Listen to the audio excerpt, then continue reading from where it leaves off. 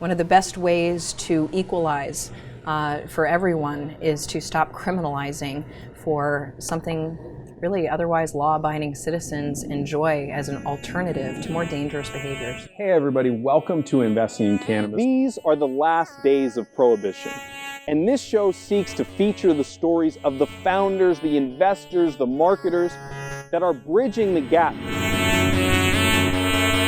The day of getting a little dime bag from your guy on the corner is done. It's not happening.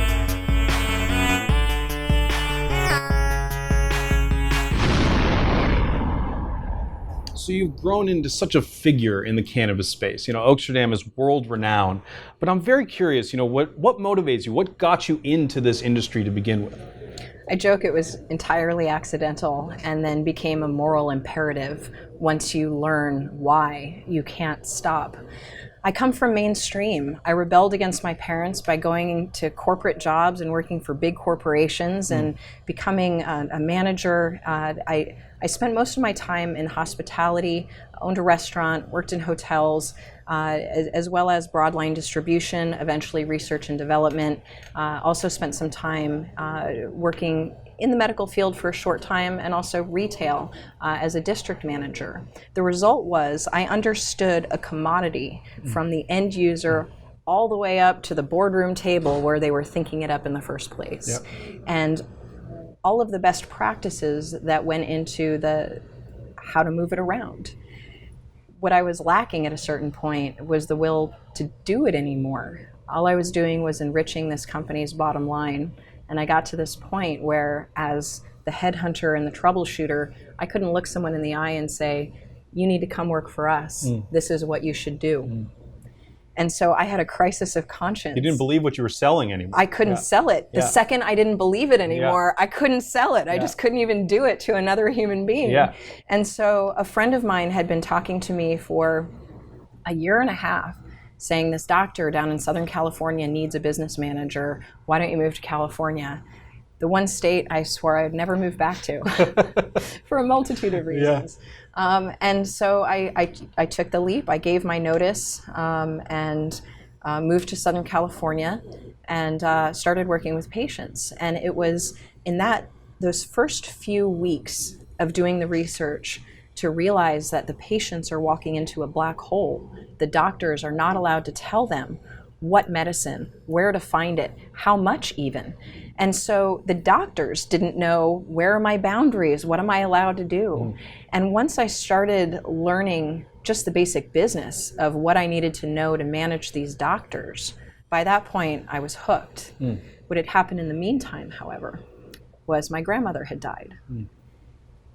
And I never told her what I was going to do, partially because I was ashamed. I didn't know how to talk about it.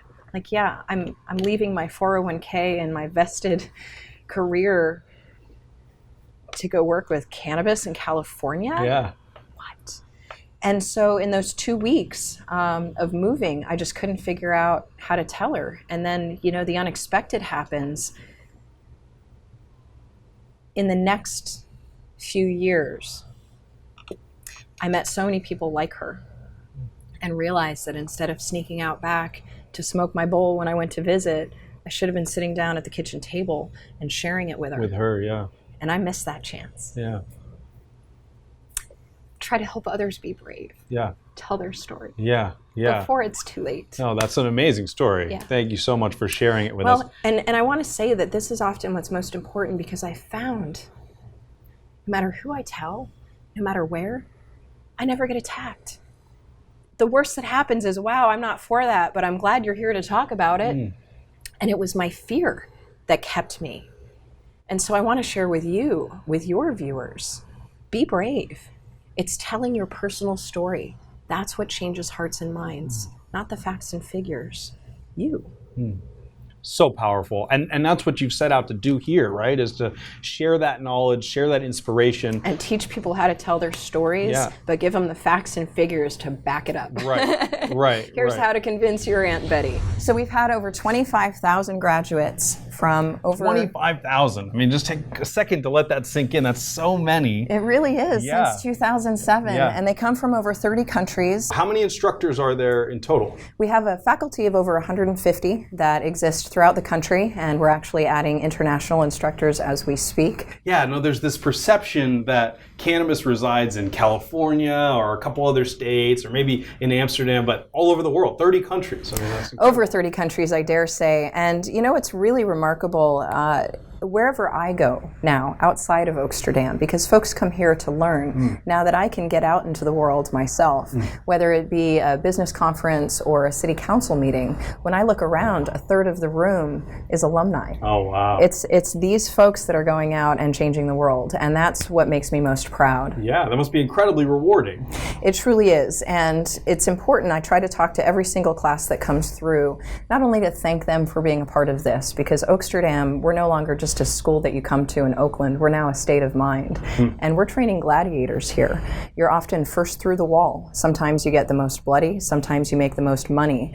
What we're here to do is to set you up for success, prepare you for the worst, and then teach you how to bridge to the source as you wing it, because we really are changing things so quickly. There is no one way, but there are best practices.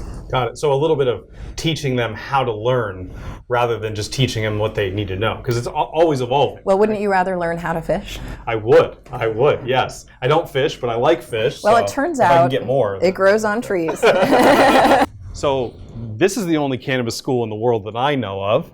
Are there others? Does it exist out there? Well, there are a few folks that do teach classes on cannabis, but I dare say that there's two differences. Number one, we teach people what they need to know, not just what they want to know.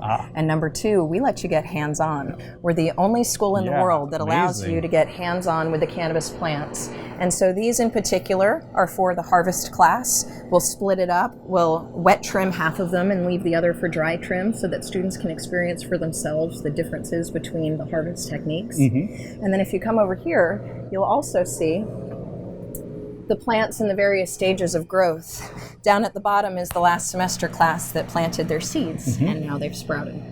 And then what do you do with the product, with the flowers that are produced here? We have a patient that has been with us since Jeff went to the Supreme Court. She went with him all the way to DC. Wow. And she is an MS patient. She's been in a wheelchair for over 40 years. And Yvonne Westbrook White is our patient. And so our students know that when they're working with the plants, when they're trimming it, they also do it with love because they realize that it's going to Yvonne. Another important point about Yvonne, she comes in and talks to every semester for just 15 minutes and talks about compassion to remind the business people why they're really here. We talk and teach a lot about advocating up and the importance of being involved in local government and being involved with the National Cannabis Industry Association, that we lobby Congress. She reminds them that we have to lobby down. And that's called compassion, and making sure that as we profit, especially from adults, that we always have those compassion programs, especially for the patients that need this. This is their medicine, and we should do everything we can to give them safe access.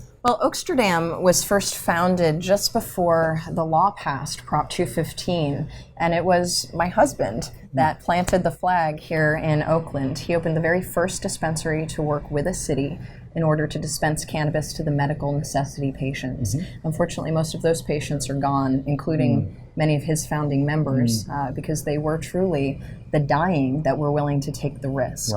And so this young man from South Dakota went out and waved his arms and said, I'm going to do it, and planted his flag on Broadway. The city of Oakland blessed it, and he started dispensing. The federal government, not so fond, and they came in. It was actually the first action on this type of activity. They were just in shock, like, what do you mean they're doing press conferences and he's selling it on Broadway with a permit from the city? So it took them a minute to figure out what to do with this guy. And after a time, they went after him civilly. Now this is important because he wound up going all the way through to the Supreme Court. It took almost a decade and a half to travel its way all the way to the Supreme Court. And so because he kept it tied up in the courts, in the meantime, everyone else that they went after was criminal. And therein lies not only that difference, but also why he still fights, because of how many friends he's had go the hard way. And so when he was shut down by the Fed, he convinced his primary grower, who had recently moved out here from Texas, interesting, to take over the mantle. He came from Texas. And so enter Richard Lee, who originally was just supplying Jeff with the cannabis at rock bottom prices, because for both of them it was about helping patients that were destitute. When he finally moved out to Oakland, he applied for the permit that Jeff gave up and decided to start opening more storefronts. So it started with the dispensary, then the gift shop, we had a nursery, the school, a museum, the campaign. Just grew from there. And what kind of people come to Oaksterdam? You know, what kind of people want to learn this stuff? I think that's what I'm most proud of. We have the most diverse student base of any university that I'm aware of. I know they pay people to create the kind of diversity that just walks through my door. From 18 to 88, from every walk of life. We have MIT graduates, rocket scientists, heart surgeons. In every single class, we have medical professionals and oftentimes retired law enforcement, and almost every class, regulators from either this state or another state. I think Too Short came through. Wu-Tang, we've had a few of the Clan. Well, Redman and Method Man, we've had a few of the Clan come through. And Too Short is an obvious Oakland native. And he actually just played at the Fox Theater right across the street not too long ago. But the ones I'm most proud of, ones that never even graduated high school. And this is the first certification, the first diploma, if you will, that they've ever had, because they were always persecuted for loving the plant. And now they're celebrated for their skill set. Really, we're creating the next rock stars of the new cannabis industry. I mean, a lot of the folks that come through here, they come through here because they realize, even if they've already been doing this for 25 years, there's always something new to learn. Of course. How many people are typically in a class? These days, we have a smaller classroom, which offers a lot more one-on-one instruction. So if we're in the hands-on class, the horticulture seminar semester, it's about 25 folks.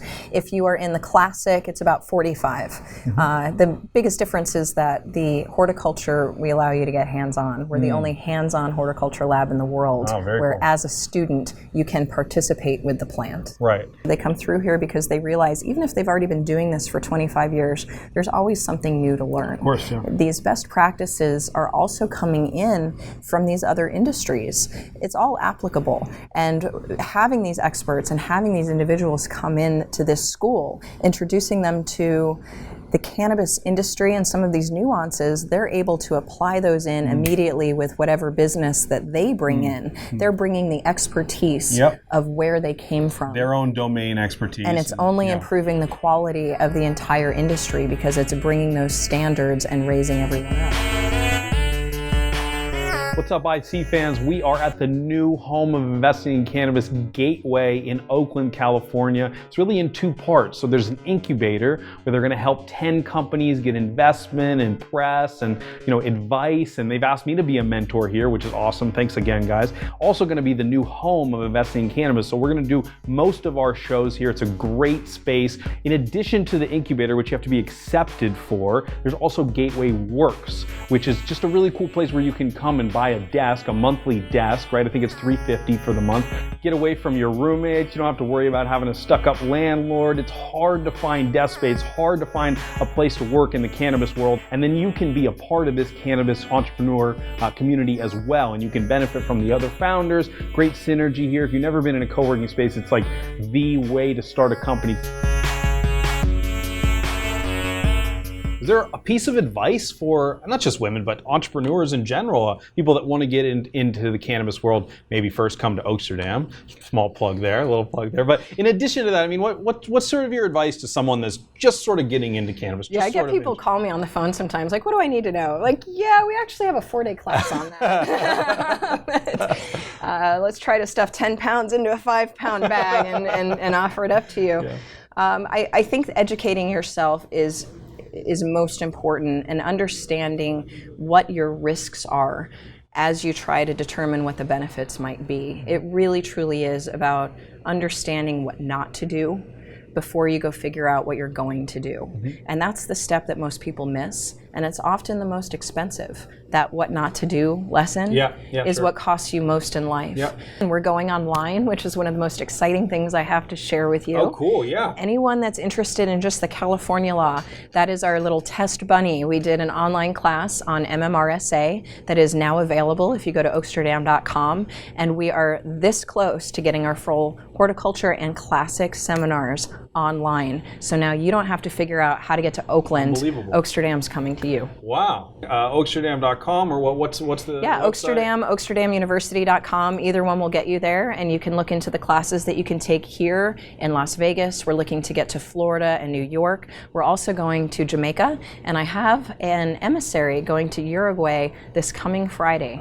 We're about to take Oaksterdam and Espanol. Oh, wow. Yes. Very exciting. Something we've talked about a little bit on this show. I speak a little bit of Spanish. Nice. We thought about, doing some clips in Spanish or whatever. Well, and it goes back to that whole concept that Spanish speaking, or even just English as a second language, is very difficult to have access to this information. So in many of these communities, really they still consider it an abomination, or at the very least criminal. And so to be able to offer the education en Espanol, not just for, say, folks in Miami, Florida, or Tucson, Arizona, or anywhere in Colorado, but also other countries, that they're coming here to understand how to take cannabis policy. And because the education that's offered in many of these countries around the world came from the United States, drug policy and the DEA, its only focus is enforcement and abatement, not on safe practices.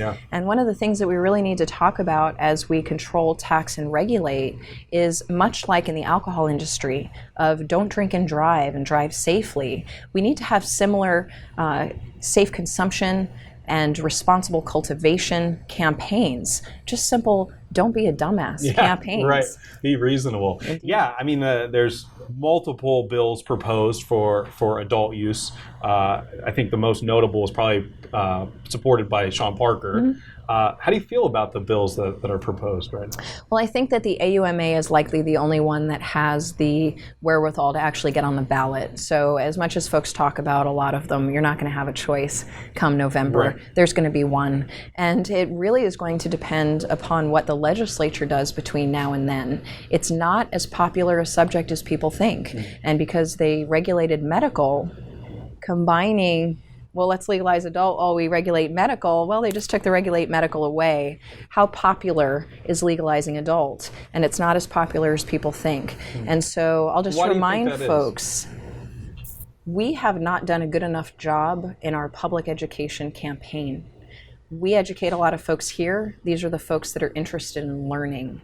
But we need to do a much better job with respect to public education, the conversation of it being safer than alcohol. There's so much misinformation and disinformation that's trickled down over the last 40 years. I'll just give you one example. Pristine white egg, crack, sizzle, this is your brain on drugs. There's no one out there that doesn't know what I'm talking about. This was the best marketing campaign ever. It's been disproven countless times by everyone from the World Health Organization across the board. The gateway is actually the illegal status of the drug, that you're going into a hard drug market for a soft drug. It's been proven scientifically this is the exit strategy, not the gateway.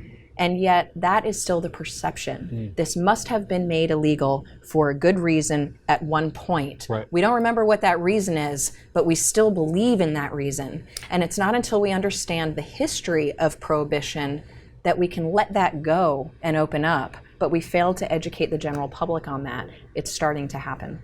Yeah, no, I think most people want to believe that their government is in place to protect them, right? So they ban this substance. Why? Because it must be dangerous to us.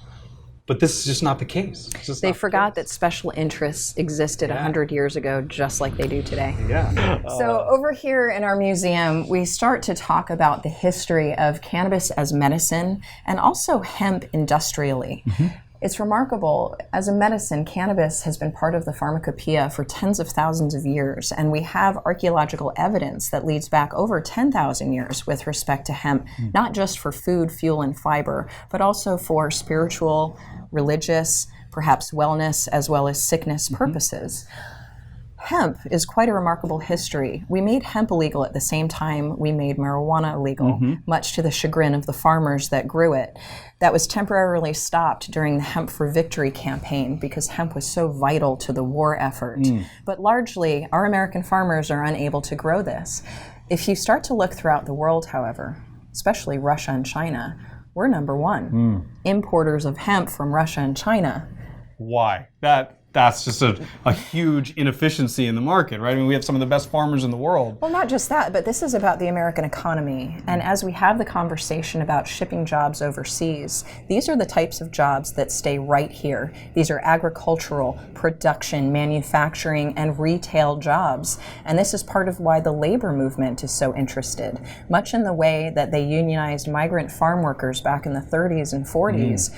They should have legalized cannabis workers back then, but it wasn't legal to. Yeah, interesting.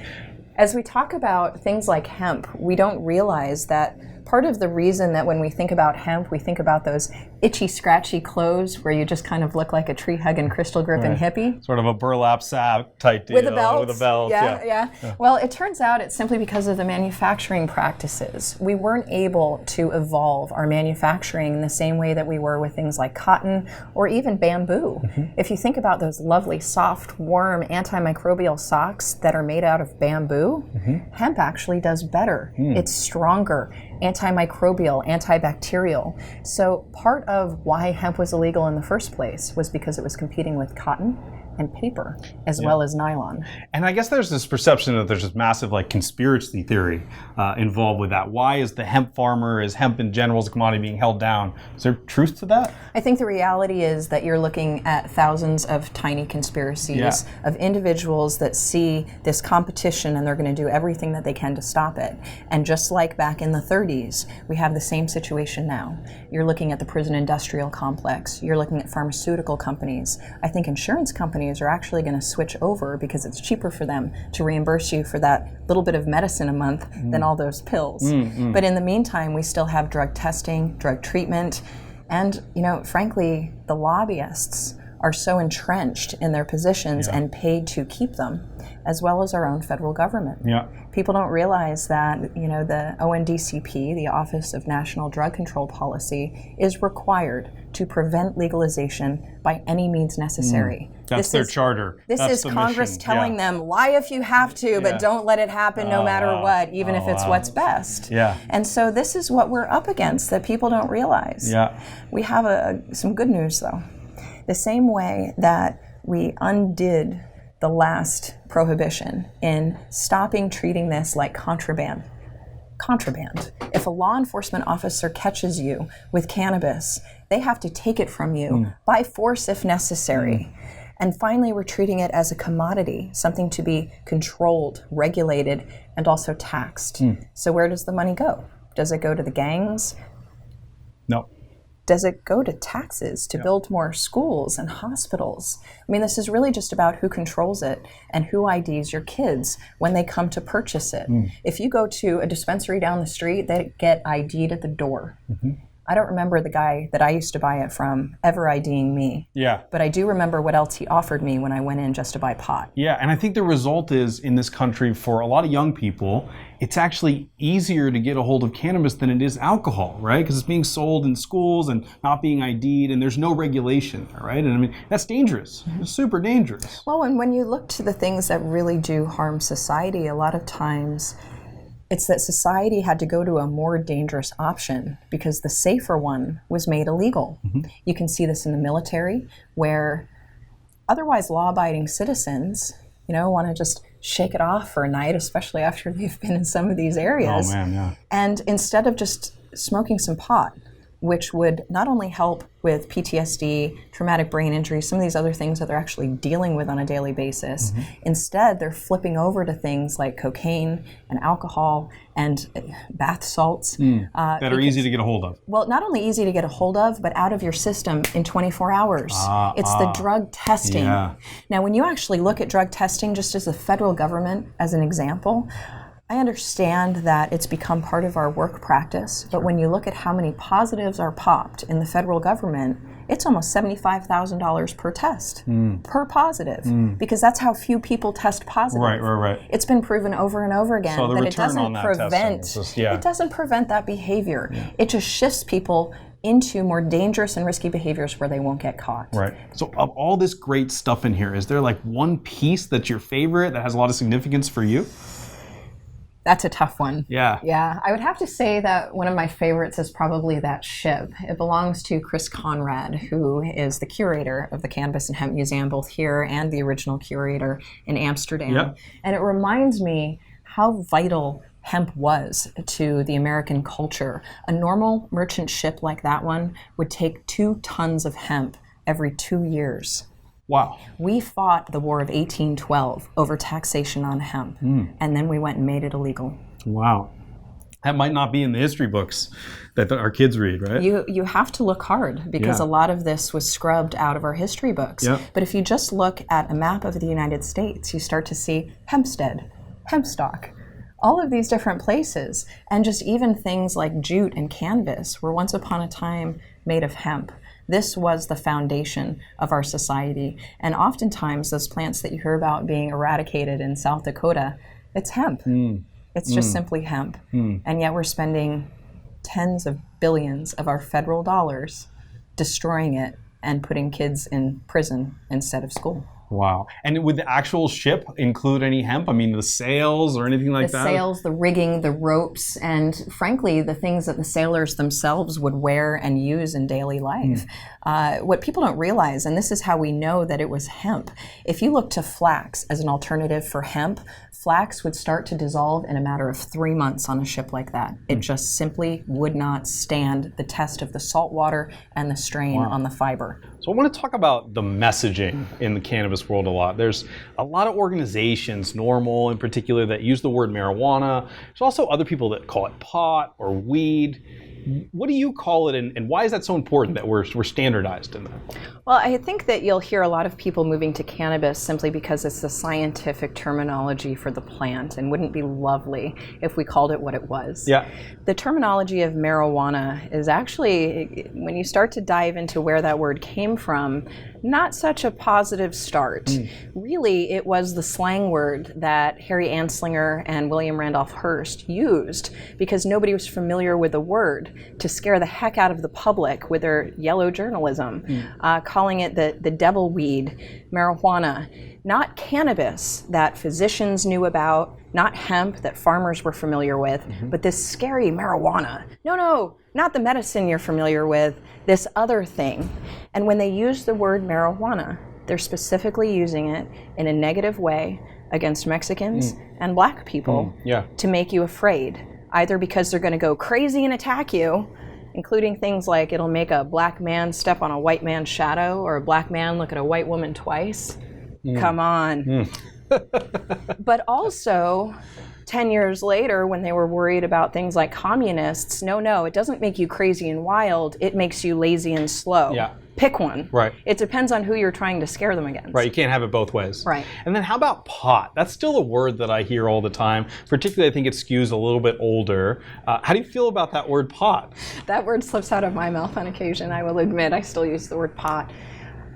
One of the ways that I look at this is that we're trying to extricate ourselves from a failed marijuana policy. So when I'm referring to the failed marijuana prohibition, that's the word I use. When I talk about where we want to go into the future, I talk about cannabis policy reform. That little line has served me very well in the past. Every time I talk, if I just use that terminology, it also even makes sense for Marijuana Policy Project and the National Organization to Reform Marijuana Laws, because we're talking about reforming the failed status quo. But we need to move towards cannabis policy. Yeah, well, it's so much more encompassing too, right? I mean, it talks about all the cannabinoids and not just flowers and not just the thing that you smoke, but also and not just the thing that gets you high. Indeed, right? all the various uses. And I think that's an important point that cannabis also brings to mind. It just has an inference of the scientific rather than the inference of racism and fear. I think it's also important, though, not just in what we call the plant, whether it's weed or pot or Mary Jane. You know, a lot of these references pretty much come from the fact that we had to be surreptitious for so many years. That's why we have so many punny comments, is because everything's got, you know, a second meaning to it that probably references cannabis in some way, shape, or form. I go back and watch movies that I watched 20 years ago, and it's like, oh, I didn't get that because I wasn't cool when I was a teenager. Neither was I. Don't worry about it. But the other word that I wanted to talk about is recreational. I'm a mom. I have a 2-year-old and a 5-year-old. Just like me, all those other soccer moms out there, when they hear recreational, they think about what their children are doing, because recreational is fun. It's Disney World, playtime, going to some party, that's recreation. Go ice skating, that's recreation. Why are we making this sound fun to children when the specific point here is to keep it away from children? We need to stop calling it recreational cannabis. This is cannabis for adults. It's retail, it's commercial, it is not recreational. So adult use cannabis adult is use the phrase cannabis, we should be using? Commercial cannabis, retail cannabis, please stop calling it recreational. Not only are you making it sound fun to the very group of people that we don't want consuming this for fun, but you're also scaring the soccer moms that are going out to vote, and not everyone is voted. So those of you in Colorado, people in Florida are listening, and we really have to go back, take a look at our websites, take a look at our materials, take a look at how we approach this. Do a Control F, find recreational, substitute, retail, whatever our word you need to use. But this is really important. Semantics, how you speak, controls how you think controls how you behave, and the way that we approach this is just as important. It's no longer if or even when, now it's how. We have a unique opportunity to get this right. Semantics are such a big part of the political landscape, right? And you really are on the forefront of that. You were telling me a little bit earlier, you also have a nonprofit that is fighting to legalize adult use cannabis the correct way. Can you tell us a little bit more about that?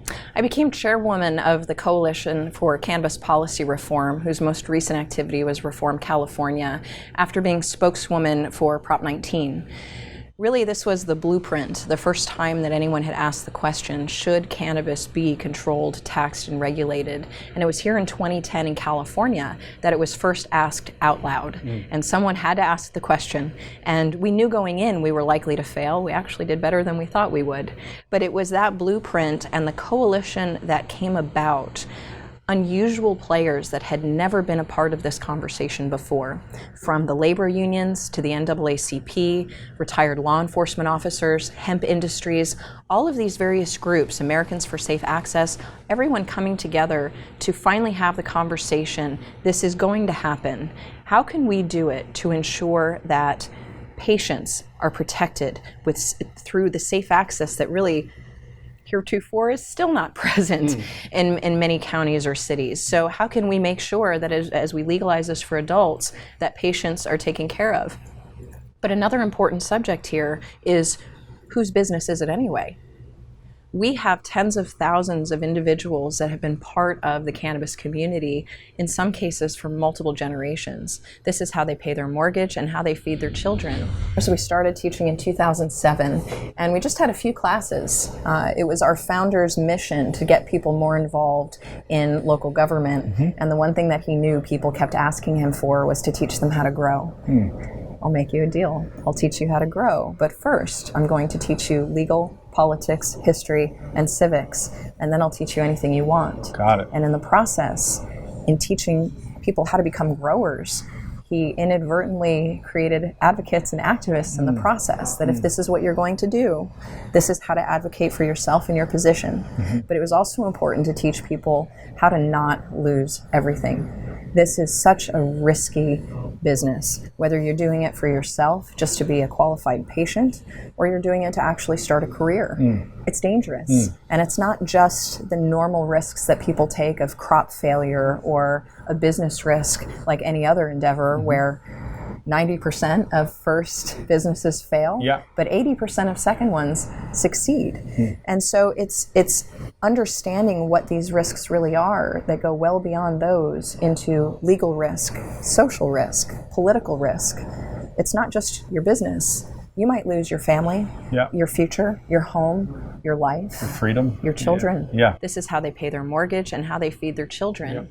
And in some cases, whether it's considered legal or not, and I want to draw the comparison that if you're white like us, it's medical, but if you're a person of color, it's criminal. That we also start to bring that out of the woodwork and realize that it's about small business and people that have criminal backgrounds, that we have to ensure that there is a place for these folks in this new industry. If we don't make the small farmers that are up in Humboldt part of the solution, they'll continue to be part of the problem. Right. And that's not good for anyone. We're taking their children, we're taking their home. I mean, we have a chance to do this right, but only legalizing 5 grow operations in the entire state is not the way to do it. Right, yeah. I'll point out the new Jim Crow. People talk about this. Here at Oaksterdam, you learn that this is not just about legalizing cannabis for adults or for patients. This is the most important civil rights revolution of our time. And we have an opportunity as citizens to change the world, whether it be in the jury booth, in the voting box, or being the expert in the room as legislators or decision makers are figuring out what to do next. And unfortunately, whoever was in the room in Florida forgot to point out that by requiring that you're part of the nursery industry continuously for the last 30 years, just only set the entire Florida growing market up for rich white men. How many black people do you know that owned nurseries in Florida 30 years ago? None. How many women? None. How many veterans? None. And so when we talk about small business, we're talking about women, veterans, and anyone of color. As you go into some of these states, Pennsylvania, it's going to take you $200,000 just to apply, and then $2 million just to prove you can do it. And there's nothing in between for the people that were already there. Yeah, it's interesting. I think the perception from the outside of the cannabis world is that women and minorities are much greater represented in this industry than in many others. Is there truth to that? Are you experiencing that? Are you seeing that? You know, I've participated in multiple conferences on what's called a women's panel. And the last couple times, I think I made it pretty clear that maybe I'm not the best one to put on a women's panel because I'm going to call you out on that. And we had a lot of fun with it. And actually in both scenarios, word came back that those were the most popular panels because I think we got real. But for the most part, are the men in the room going to show up to a panel of women talking about, well, I have to do business with boobs, and here's why that matters. Right, And then meanwhile, there are no women on any other panel because the experts on those subject matters just got yanked off to go sit on a panel talking about having boobs. Yeah, so I come from a technology background and we see the same phenomenon sort of happening, right? Where you have like the women's founder night or women's entrepreneur night. And it's like, wait, if we're really striving for equality here, shouldn't we just have entrepreneur night?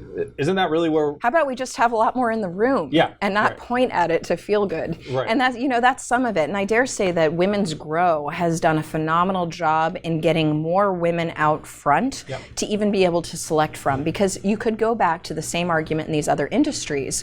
Well, there aren't enough women CEOs because there just simply aren't enough to choose from because they were in the kitchen for so many years. This is a new industry. This, you could say, is the next bubble. Something to be aware of. I say that with warning.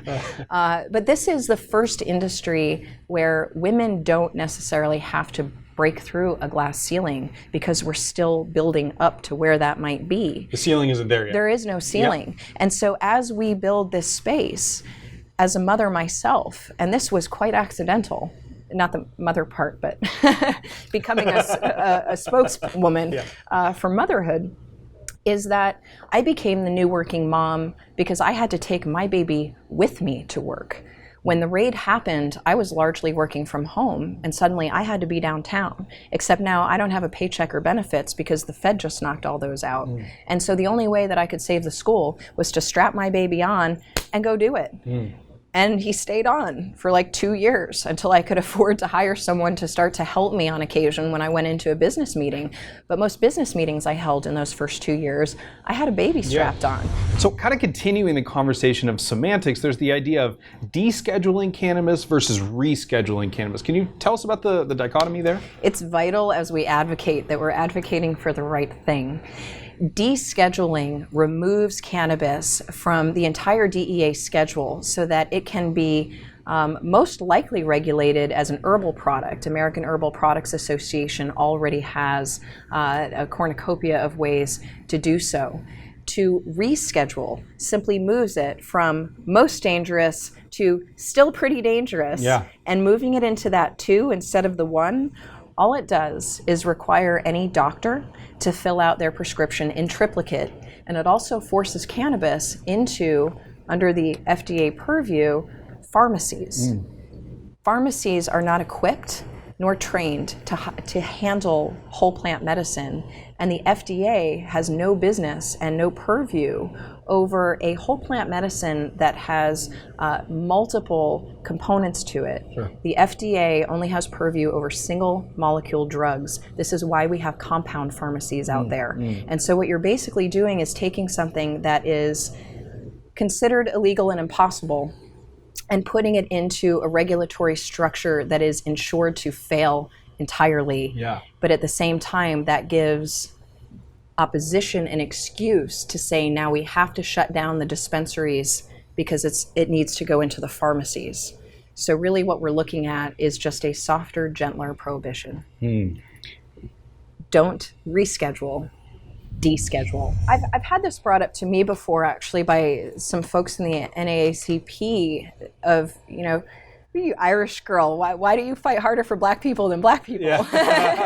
So, just because they seem like you doesn't necessarily mean they're your friend. And just because they're different from you doesn't necessarily mean they're your enemy.